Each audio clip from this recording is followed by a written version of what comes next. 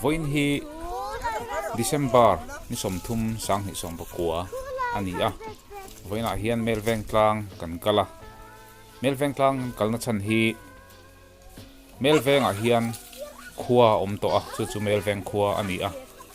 rambuai te awangin haulonga hian soi khom ani a heta lo om to te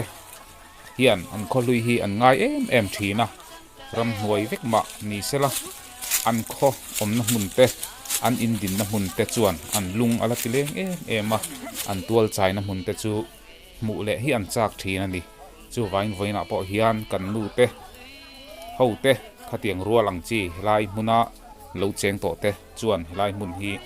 an tlo fo thina voina po hi kan han kalani a hei hi an kum tin dan deuh ani a helai khua a pianga sei lian to te chuan helai mun hi kum top kum hui tha ni kan tiang chi ni som thuma te ni som thum pakhata te helai mun hi lo to thina ni voina po hei kan han tlo ni a kan in sul nak nak maya tlo tu anei ven nuala melveng khua lo cheng to te chuan helai bung hi an ngai hlu hle a an han kal chang te hi chuan an han ti fai a abul te an han sam fai thina lo thita po ni sela helai bung hi an tharau hian atlo mai o mangi ti mai tur hian helai bung nen hian in zomna thuk tak an nei ni hian a hmu theia an tan chuan an ri lipui thlafam leng kaina ani ve ngot hi a ti thei mai tur hian an ngai na em an hlim em thin ani voina po kan hlim hle maya nuam kan ti hle maya then khat a history relem lo tan chuan han lim pui vak tur ero ani lowa bung kha ani ve maya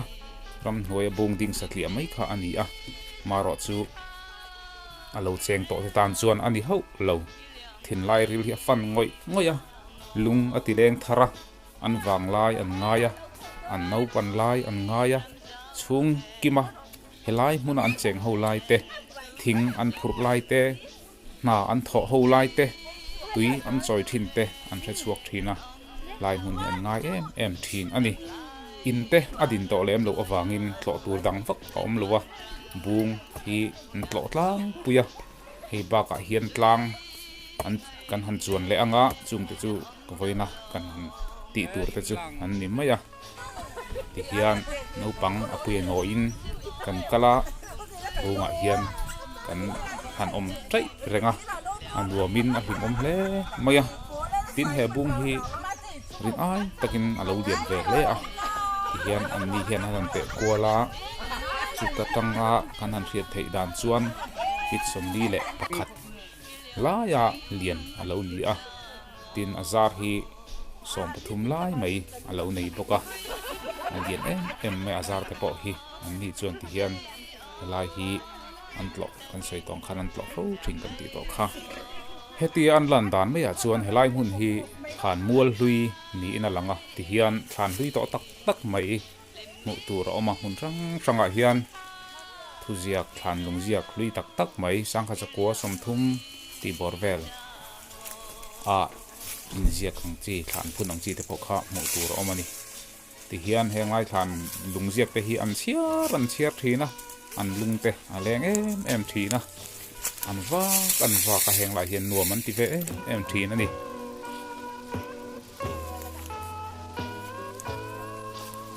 heng te hi lunga ti leng em maya an thing fom da te ania tuna kan hu mek po hian chung te khan lui azong ni nge turani ti hian awak dan mai ni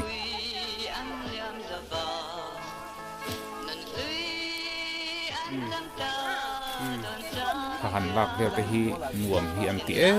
em maya helai khan lak to hi chuan an lung oi tok em maya tas mahal lang te Eiffel Tower lang te a thalak ai chuan he bung lang nge thalak hi an du zok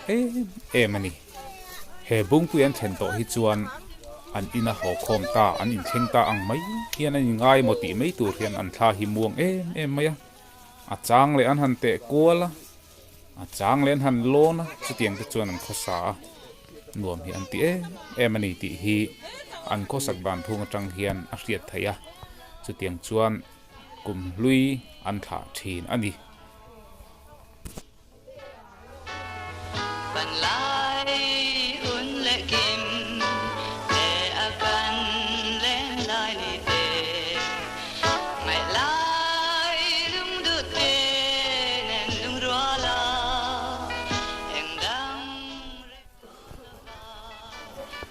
ole bung pui chu kan kalsan alo hun ta a an kholui tlang wireless tlang an tia chuan an chodon ani thing le mau nim tin khu vek to ma sela an hun lui hi an lakok fu chat thina an lakok so lo le a tin kong sira than an hu te chu an chiar nge thina thate an lak pui le thina tiang chuan hun kan mang ani tin melveng tlang hi howlong branch way me te hian an hum hal tlata savave te thangkam te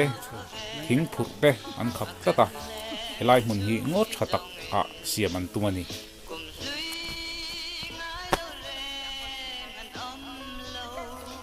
helai mun hi an ngai hlu hle kan ti to kha an han kal chang te hi chuan an tu le fa te lakal thei manglo theng hian an throya tiang hian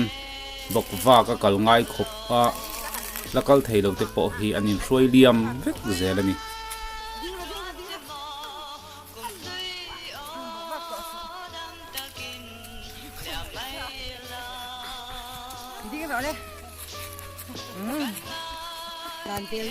anan ho tur te hi anan hoi let le wang thina an kal san mai hi se om an ti em thina ni no ho dia mai he la lo mo ko ai ap mai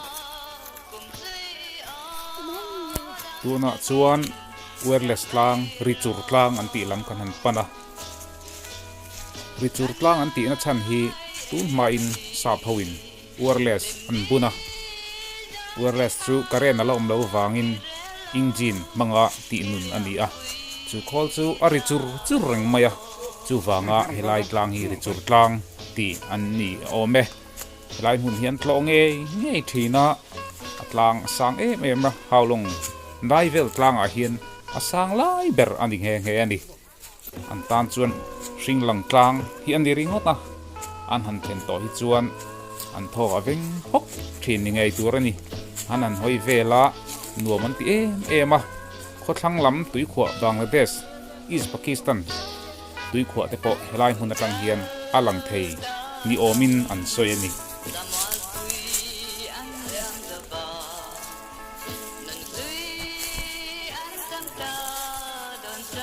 kan soi tak ang khan helai mun alo cheng to te chuan helai mun hi kum to philan tlo nge thina upatak tak to ma ni sela helai mun hi hen thei lo mu an hlau thina an dam trek ani chuan helai mun hi an vak thing ra thina ni helai mun melveng klang hi haulong kho chunga tanga kilometer khat vel a hla ani a chho hli ani a thalai tan lo chuan kal hi ha thak em maya amaro chu upatak tak te po hian theng chho le mai thina a pot tu hi anna em ni turani ti hian an theng chho le mai thina ni tuna hian asiam in omna mun kanan pan le don ani a helai mun hi ani maya kan huang hian thing inango khup pringot to maya helai muna hian sa asiam an lo om thin nge tur ni helai hun po hin ngai hu khop maya ti hian tha te kan la a ol tu na kan han tin na hi helai tak hi richur an ti mun lai tak chu ni a khol bun na lai tak chu ni nge tur ni mun zol deu ani a tu na kan an hu khan dung hi an ngai hu he boka helai muna hian no pang an ni lai ten an lo tual chai thina hi hred jeng na lung phun ani a lai khur duk maya chemta na niom tak ni a milum ai pan ta na te ponian kan pat le chin le re ni ti khan holam kan pan do na vain kan hun man chu nom tak kan zo ta ani